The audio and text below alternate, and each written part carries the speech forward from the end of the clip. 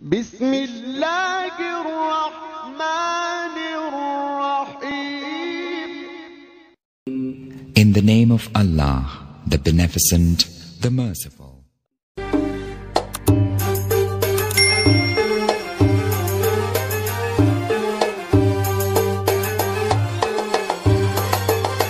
Penglihatan yang diberikan Allah kepada beliau di neraka. Beliau melihat sekelompok orang dilontari kepalanya dengan batu dari api neraka. Tiap kali dilontari kepala itu hancur berkeping-keping, berantakan otaknya. Lalu dibulatkan kembali. Setelah kepala itu bulat kembali, disambitin lagi. Menjerit, meraung, merintih kesakitan. Hancur kepalanya, berantakan otaknya. Lalu dibulatkan lagi. Terus menerus begitu, tidak pernah berhenti. Sampai Rasul bertanya, "Ya Jibril, ini orang kenapa kepalanya dilontari dengan api neraka sampai hancur lalu dibulatkan kembali?" Kata malaikat Jibril, "Ya Muhammad, itulah contoh daripada umatmu yang berat untuk sujud kepada Allah Tuhannya. Itulah contoh dari umatmu yang waktu hidup di dunianya tidak pernah mendirikan sholat sama sekali. Sombong yang paling sombong adalah sombong kepada Allah. Artinya tidak mau sujud kepada Sang Maha Penciptanya." Jadi barangkali saudara punya cita-cita atau keinginan, saya mau yang ini saja. Persilahkan, gak usah sembahyang. Lalu ada lagi sekelompok kaum. Perutnya besar, sebesar rumah. Dililit dengan kala dan ular dari api neraka. Diseret-seret dia di jurang neraka. Dipatoki ular, hancur perutnya, dibulatkan lagi perut itu, diseret kembali, hancur lagi, dibulatkan lagi, terus menerus seperti itu. Kata Nabi, "Ya Jibril, ini apa lagi?" Kata malaikat Jibril, "Wahai Muhammad, inilah contoh daripada umatmu yang waktu di dunia suka makan riba alias renten dan suka makan harta anak yatim. Suka ngobyekin anak yatim. Sok jadi pengasuh anak yatim. Anak yatimnya lapar, pengasuhnya yang pada kenyang." Saudara hadirin yang saya muliakan, orang yang makan riba alias renten, orang yang makan harta anak yatim, begitu gambaran yang diperlihatkan kepada baginda Rasulullah sallallahu alaihi wasallam. Sebagian lagi ada penduduk neraka yang kukunya terbuat dari tembaga dari api neraka. Panjang sangat kukunya itu. Lalu mencakar-cakar mukanya sendiri. Hancur mukanya, berantakan, dicakari oleh kukunya itu. Lalu dibulatkan lagi. Dicakar lagi. Hancur lagi. Dibulatkan lagi. Pengangguran benar nih orang. Muka sendiri, dicakarin sendiri. Ya Jibril, ini tamsil apa Jibril? Ya Muhammad, itulah contoh dari umatmu yang pada waktu di dunianya nggak pernah rukun sama sesama saudaranya muslim. Suka nyari aib orang lain. Suka ngejelekin orang lain. Padahal orang lain itu saudaranya seakidah. Kan sama dengan nyakar muka sendiri namanya. Menepuk air di dulang, terpercik muka sendiri. Kejelekan saudaranya dikorek-korek. Aib saudaranya diobral di pasar umum. Orang macam itu nanti tangannya akan tumbuh kuku panjang dari tembaga yang akan mencakar dan mengoyak-ngoyak mukanya sendiri. Itu kita bisa lihat nanti. Oh, ini yang waktu di dunia suka ngorek-ngorek kesalahan orang tuh lagi pada nyakarin mukanya. Oh, begitu. Saudara-saudara kaum muslimin rahimakumullah. Oleh karena itu Nabi ajarkan kita, tuba liman syaghalahu aibuhu an uyubin nas. Beruntung orang yang aib dan kekurangan pada dirinya menyebabkan dia sibuk sampai enggak sempat ngorek-ngorek aib dan kekurangan orang lain. Introspeksi. Beruntung orang yang celak dirinya menyebabkan dia sibuk dan tidak sempat ngorek-ngorek aib pada diri orang lain. Ada pula di antaranya dilihat oleh Rasul. Di antara penduduk neraka itu orang yang lidahnya terjulur memanjang. Kemudian dipotong lidah itu dengan gunting dari api neraka. Menjerit dan memekik ia menahan sakit yang tiada tara. Sampai Rasul bertanya kepada malaikat Jibril, "Kalau ini tamsil apa lagi ya Jibril?" Kata malaikat Jibril, wahai Muhammad, inilah contoh dari umatmu, orang-orang yang waktu di dunia tidak pandai menjaga lidahnya, suka menggunjing orang, suka memfitnah orang, suka ghibah dan namimah, suka ngomongin orang di belakang yang bersangkutan. Maka hari ini lidahnya menjulur menjadi panjang dan dipotong dengan gunting dari api neraka. Lalu Rasul juga melihat sekelompok orang perempuan tergantung rambutnya dari gantungan api neraka, kemudian dipanggang dari duburnya sampai ke atas kepalanya dengan tombak dari api neraka, meraung dan merintih serta mengeluarkan nanah dari kemaluannya. Rasul bertanya, ini apa lagi ya Jibril? Kata malaikat Jibril, inilah perempuan yang waktu di dunia tidak pandai menjaga kehormatan dirinya, ahli zina dan tukang umbar. Saudara-saudara kaum muslimin rahimakumullah, banyak lagi tamsil-tamsil yang dicontohkan dalam puncak perjalanan Mi'raj yang seluruhnya merupakan peringatan bagi kita umat Rasulullah sallallahu alaihi wasallam. Nah, kemudian sekarang marilah kita bicarakan neraka itu satu demi satu. Yang pertama, dan ini yang paling dikenal orang, neraka jahanam atau naru jahanam. Siapa yang dijelaskan Allah akan menjadi penghuni neraka jahanam ini? Pertama dalam surah Al-Ankabut ayat 68. Wa man azlamu mimman iftara 'ala Allahi kadziban aw kadzdzaba bil haqqi lamma ja'ahu alaysa fi jahannam maswal lil kafirin. Adapun orang-orang yang zalim kepada Allah, mendustakan ayat-ayat Allah dan mendustakan kebenaran setelah datang kebenaran itu, bukankah neraka jahanam merupakan tempat kembali bagi orang-orang kafir? Jadi dalam Al-Ankabut ayat 68 ini dijelaskan, penduduk neraka jahanam itu pertama adalah orang-orang kafir. Siapa orang kafir? Menurut keyakinan akidah kita, setiap orang di luar Islam adalah kafir. Kemudian yang kedua dalam surah Al-Hijr ayat 42 dan 43, penduduk neraka jahanam itu, inna ibadi laisa laka alaihim sultanun illa man ittaba'aka minal ghawin wa inna jahannama lamaw'iduhum ajma'in. Sesungguhnya hamba-hambaku tidak akan bisa kamu kuasai, hai iblis, kecuali mereka yang mengikuti tipu dayamu. Sesungguhnya neraka jahanamlah tempat mereka seluruhnya. Kalau kita perhatikan ayat ini, maka penghuni neraka jahanam yang kedua adalah para pengikut setan. Para pengikut setan dengan seluruh ajaran-ajaran yang dilancarkan oleh setan. Padahal pada saat hendak masuk neraka, setan jelas cuci tangan. Tugasnya cuma bagaimana mencari pengikut sebanyak-banyaknya yang akan nemenin dia di neraka nanti. Tapi pada saat orang digiring ke dalam neraka, setan cuci tangan. Mungkin orang menuntut, setan, gue ngikutin lu, sekarang kenapa jadi kemari? Nah, gue bilang juga apa? Kata setan, gue bilang juga apa, lu kenapa ngikutin? Dan setan ini menebar ranjau dalam segala bentuknya, dengan segala macam caranya. Para pengikut setan yang menjauhi tuntunan agama, memperturutkan hawa nafsunya. Setan membisiki manusia lewat minuman keras, setan masuk manusia lewat judi, lewat zina, lewat kenikmatan yang melalaikan orang dari kehidupan akhirat dan selanjutnya, dengan segala macam jalan. Kadang-kadang dalam ibadah setan juga masuk. Kalau tidak ditimbulkannya takabur, ditimbulkannya sikap ujub dalam diri kita.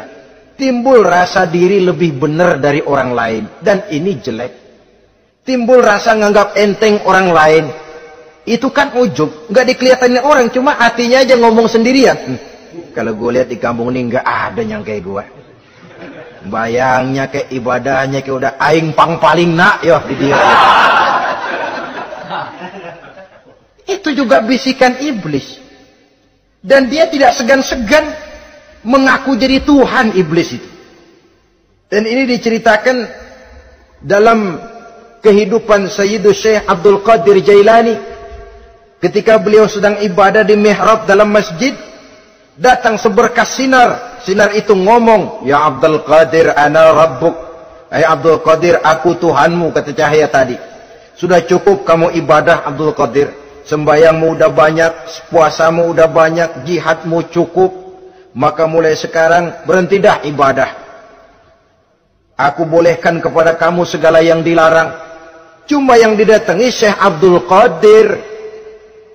Sehingga mendengar cahaya tadi ngomong begitu, beliau ambil kasut sendal, disambitnya cahaya tadi, "Izhab ya la'in." Pergi, laknat, terkutuk, iblis kamu. Masa saya disuruh berhenti sembahyang karena hati saya sudah baik? Kalau hati sudah baik lalu boleh berhenti sembahyang, mestinya yang paling dulu berhenti sembahyang Nabi Muhammad, sebab beliau orangnya paling baik. Tapi Nabi hatinya baik, sholat jalan terus, hukum halal haram berlaku. Ini kadang-kadang orang sekarang baru ibadah dikit banget merasa dapat bisikan katanya, wangsit. Ya berhenti sembahyang madep mulu, ndak madep ngudek sembahyang. Bikin ajaran yang aneh-aneh. Nah kalau satu orang boleh dapat wangsit, saya juga boleh dong ngomong dapat wangsit. Saya juga boleh dong mendirikan aliran kepercayaan. Saya ngilang dulu dari kampung saya kira-kira 3 tahun. Saya nyepi di kaki Gunung Salak, pulang piara jenggot, pakai belangkon. Di depan nama saya pakai embel-embel mbah. Saya ngaku dapat wangsit di Gunung Ano, mewahyukan kepada saya ano. Saya cari murid yang fanatik. Saudara-saudara kaum muslimin rahimakumullah, setan membisiki manusia hatta kita sedang ibadah sekalipun dibisikinya. Caranya, mula-mula dia bisikin, lu sembahyang buru-buru dah. Buru-buru udah. Akhirnya apa? Rukuk kita nggak sempurna, sujud kita nggak lengkap, tumakninah kita kurang, bacaan kita tajwidnya nggak kena. Kalau itu bisa kita atasin, kita sembahyang sebagaimana yang seharusnya, dia bisiki lewat jalan lain lagi. Suruhnya yang pendek-pendek aja dah. Atau habis sembahyang udah sigrah, udah jangan pakai wirid, jangan pakai zikir. Dengan segala macam jalan. Dibisikinya was-was ke dalam diri kita. Sehingga ada satu riwayat walaupun dhaif, tapi ini baik untuk dijadikan pelajaran. Konon iblis itu kalau subuh keliling dia.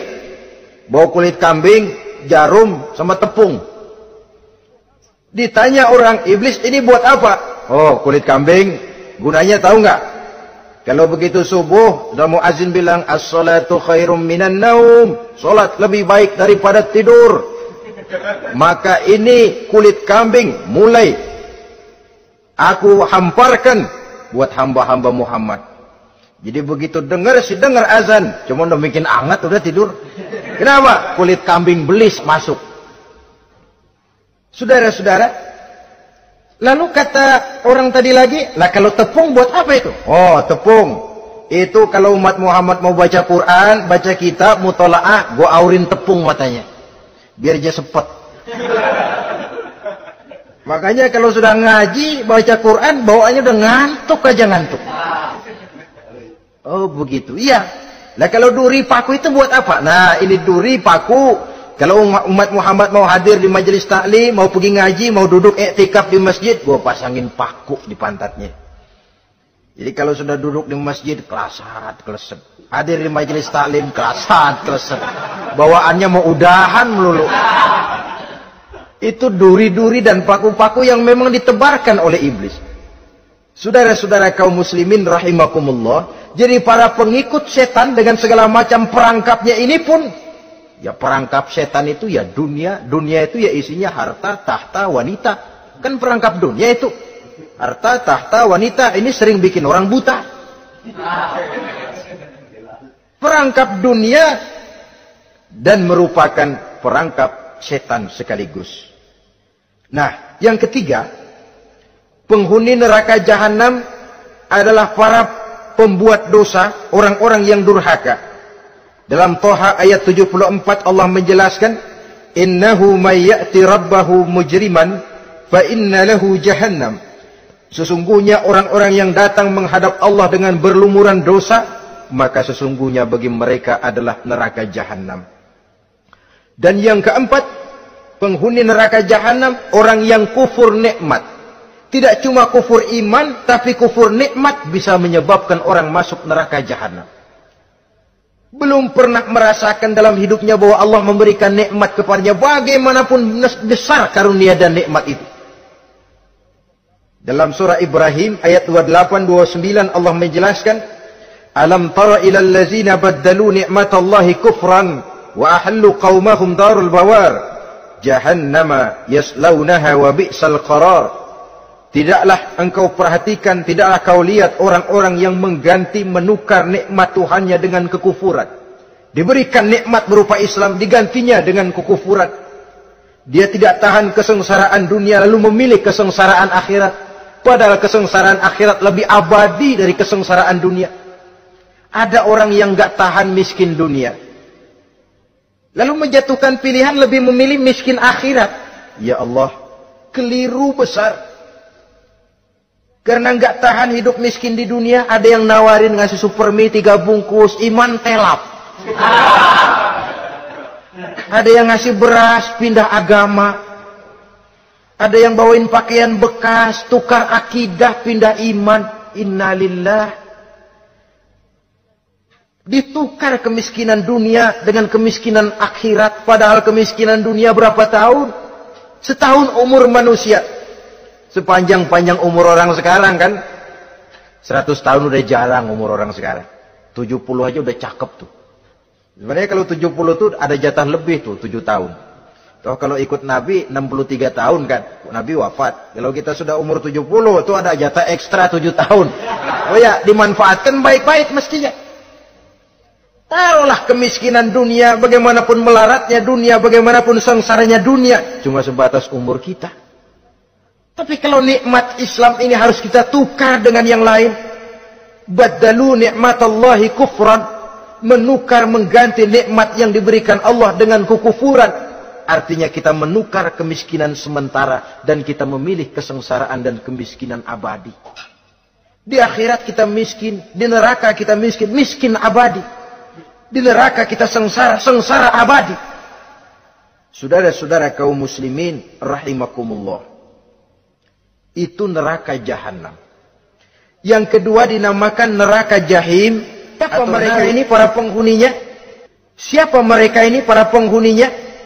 Pertama dalam surah At-Takatsur, yaitu orang-orang yang bermegah-megah dengan dunia, menumpuk-numpuk harta, lalu lupa dengan kesibukan harta itu, lupa kepada kehidupan yang akhirat nanti. Alhaakumut takatsur hatta zurtumul maqabir kalla sawfa ta'lamun thumma kalla sawfa ta'lamun kalla law ta'lamuna ilmal yaqin la tarawunnal jahim. Kamu telah lalai akibat apa? At-takatsur. Ini penyakit pertama yang menyebabkan orang sampai ke neraka jahim. Penyakit takatsur. Dan itu penyakit zaman sekarang. Berlomba-lomba dengan kemegahan materi. Berlomba-lomba dengan kemegahan dunia. Padahal kalau urusan itu kita berlomba, tidak akan pernah sampai finish. Percayalah itu. Tidak akan pernah finish. Sebab kemegahan dunia siklus, lingkaran setan. Kita anggap kalau punya duit 1 juta tenang. Punya 1 juta berubah pikiran. Lain lagi.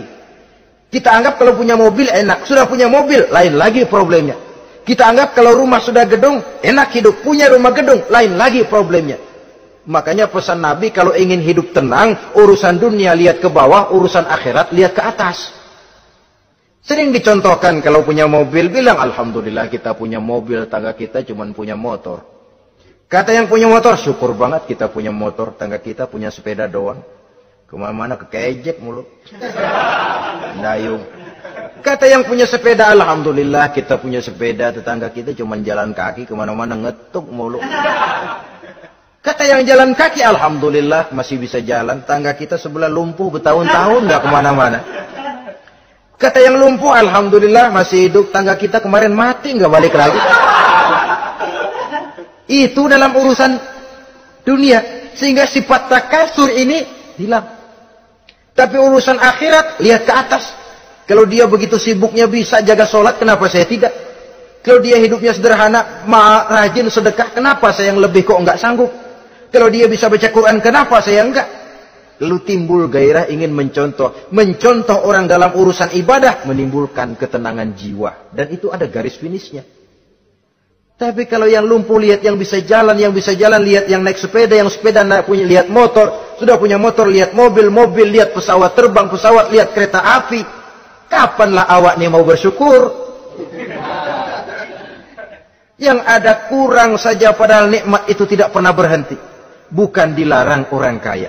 Tetapi perlombaan memperkaya diri itu yang dilarang. Karena kalau sudah perlombaan namanya jor-joran sifatnya. Prinsipnya tujuan menghalalkan cara ini yang dijaga oleh agama. Saudara-saudara, selain penyakit takasur yang menyebabkan orang sampai ke neraka jahim, juga perbuatan durjana. Dalam Al-Infitor ayat 13-14, Innal abrara lafi na'im wa innal fujjara lafi jahim.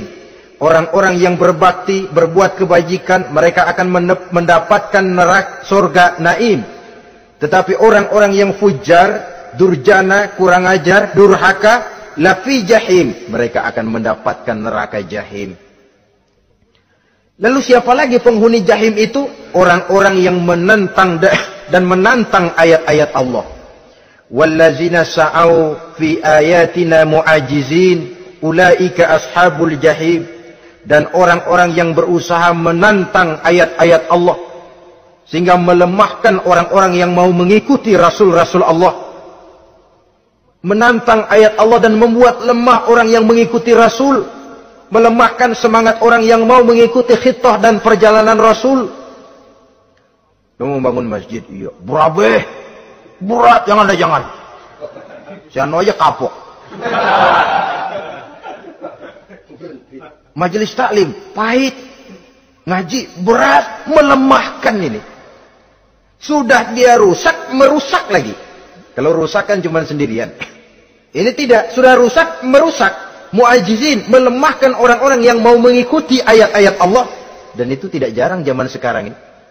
Orang yang melemahkan semangat kita dalam berjuang menegakkan kebenaran.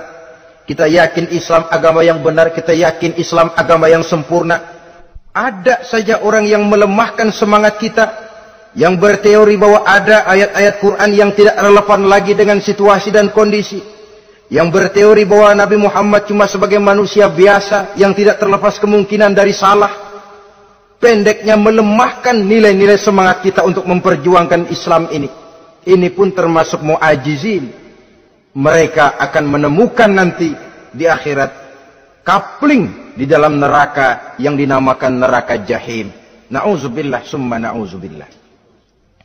Yang ketiga, saudara-saudara, di antara nama neraka itu adalah neraka hawiyah. Siapa penghuni neraka hawiyah ini? Dalam surah Al-Qari'ah ayat 8-11 dijelaskan secara simpel. Wa amma man khaffat mawazinuhu fa ummuhu hawiyah. Adapun orang-orang yang ringan timbangan kebaikannya, maka tempatnya adalah neraka hawiyah. Artinya, orang ini lebih berat timbangan kejahatannya, sedikit kebaikannya, sehingga jadi ringan di timbangan akhirat nanti. Solat, puasa, zakat, tapi dosa yang dikerjakan masih lebih banyak ketimbang kebaikan yang dikerjakannya itu. Maka orang semacam ini apabila tidak mendapat syafaat, maka dia akan masuk ke dalam neraka yang namanya neraka hawiyah. Lalu yang keempat, neraka wail. Dalam surah Al-Ma'un ayat 1-7, garis besarnya yang mendapat neraka wail adalah para pendusta agama. Siapa sih pendusta agama itu? Ara'aital ladzi yukazzibu bid-din. Tidakkah kamu lihat siapa orang-orang yang mendustakan agama? Mendustakan agama, beragama tapi bohong, salatnya bohong, hajinya bohong, puasanya bohong, mendustakan agama. Siapa mereka? Fazalikal ladzi yad'ul yatim. Pertama, orang yang suka menghardik anak yatim. Anak yatim yang lemah, anak yatim yang tidak berdaya, yang hidup dipayungi kemiskinan dan kekurangan, bukan ditolongnya, malah dihardiknya.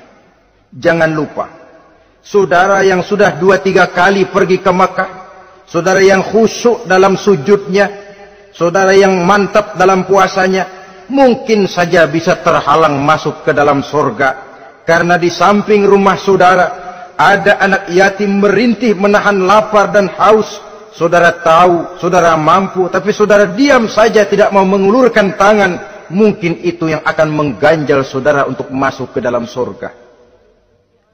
Wala yahuddu ala tu'amil miskin. Mereka membiarkan fakir miskin, tidak memberikan makan. Kemudian fawailul lil musallin. Mereka juga melalaikan solat. Allazina hum an solatihim sahun. Allazina hum yura'un. Mereka juga riak di dalam amalnya. Saudara hadirin kaum muslimin rahimakumullah, melalaikan solat, kemudian riak dengan amalnya, termasuk amalan solatnya. Kalau jadi imam, bahasanya dibuat sepasih-pasihnya, surahnya yang panjang-panjang, paling pendek sabihis sama wadduha. Tapi kalau solat sendirian cukup qul huwallahu ahad sama inna a'tainakal kautsar. Hilang lagi nilai keikhlasannya. Dan terakhir, mereka enggan untuk membayar zakat. Yang memenuhi ciri-ciri inilah yang dikatakan sebagai pendusta agama. Menghardik yatim, membiarkan fakir miskin, melalaikan solat, riya, dan enggan membayar zakat. Mereka divonis mendapat neraka wail. Seperti dalam surah Al-Ma'un ayat 1 sampai dengan 7. Saudara-saudara kaum muslimin rahimakumullah. Yang kelima, neraka sa'ir. Neraka sa'ir ini pertama buat mereka yang memakan harta yatim. Kalau tadi tidak mau membantu, ini malah membantu tapi tujuannya malah ngobyekin anak yatim. Mereka yang memakan harta yatim dalam An-Nisa ayat 10. Innal ladzina ya'kuluna amwalal yatama zulman innama ya'kuluna fi butunihim nara wa sayaslawna sa'ira. Sesungguhnya orang-orang yang memakan harta anak-anak yatim dengan zalim, mereka sebenarnya telah memakan neraka, memasukkan api neraka ke dalam perutnya. Mereka akan dilontarkan ke neraka sa'ir. Selain itu, orang-orang yang mengingkari apa yang diturunkan oleh Allah Subhanahu wa ta'ala, mengingkari kebenaran Quran, mengingkari Rasul, pendeknya mengingkari Islam, dijelaskan dalam surah Luqman ayat 21. Yang keenam, saudara-saudara, yang dinamakan dengan neraka Lazza namanya. Pertama, untuk pembangkang dan orang yang menjauhi agama. Yang kedua, orang yang berpaling dari kebenaran. Dan yang ketiga, orang yang suka menumpuk-numpuk harta dan menyimpannya, tidak mau membayar zakat, infak, apalagi sedekah. Ini kita temukan penjelasannya dalam surah Al-Ma'arij ayat 15 dan 17. Yang ketujuh dinamakan neraka Sakor. Siapa penghuni neraka Sakor ini? Pertama, orang yang tidak pernah sholat. Yang kedua, tidak pernah memberi makan orang-orang miskin. Yang ketiga, ahli membicarakan yang batil. Strategis betul dia, ulung kalau sudah mengatur kebatilan. Kemudian yang keempat, orang yang mendustakan hari akhir. Dalam surah Al-Muddatsir ayat 42 sampai 47, kepada penduduk neraka Sakor ditanya, "Ma salakakum fis Sakor?" Apa yang menyebabkan kamu masuk ke dalam neraka Sakor?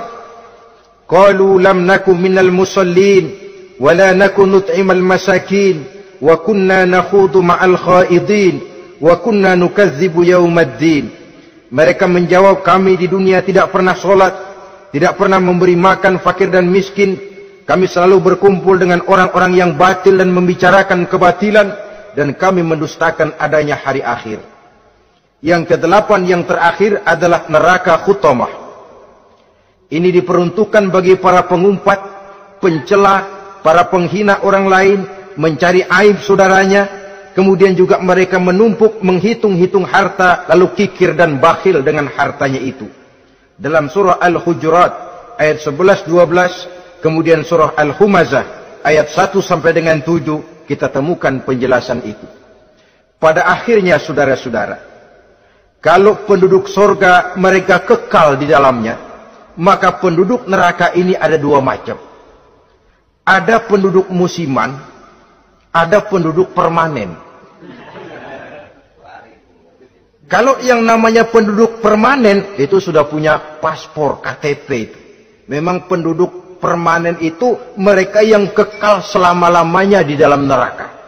Mereka lah orang-orang musyrik dan orang-orang kafir, termasuk orang-orang munafik. Bahkan lebih dahsyat lagi yang namanya munafik.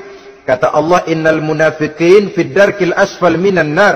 Orang munafik itu berada di dasar jurang neraka yang paling bawah, keraknya neraka. Saudara-saudara, adapun penduduk yang semi permanen, ia masuk neraka buat sementara saja, sekedar dengan dosa-dosa yang dikerjakannya. Mereka adalah orang-orang mukmin yang asli, orang-orang Islam yang waktu di dunianya berbuat dosa. Mereka masuk ke dalam neraka, menerima azab sesuai dengan dosa yang dikerjakannya. Setelah itu mereka akan diangkat dari surga untuk ditempatkan di dalam, mereka akan diangkat dari neraka untuk ditempatkan di dalam surganya Allah Subhanahu wa taala. Seperti banyak dijelaskan dalam hadis-hadis sahih yang diriwayatkan oleh Imam Bukhari dan Muslim. Nah, inilah sekelumit tentang neraka dan calon-calon penghuninya.